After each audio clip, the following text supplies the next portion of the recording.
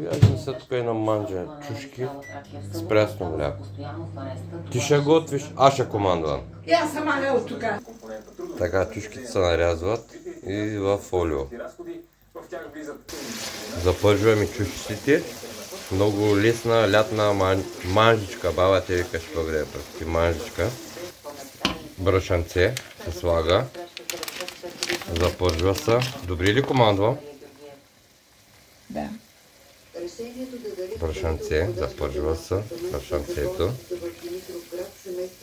Повечко, нали, колкото сос ще става панера.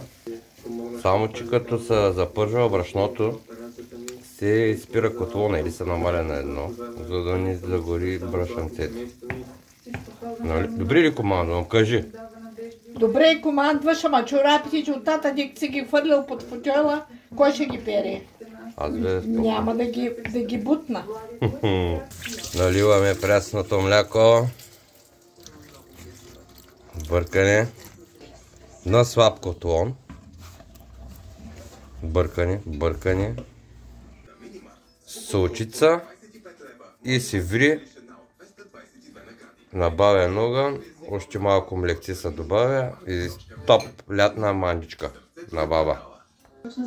Наготвих от шеф Йорданов. Айде.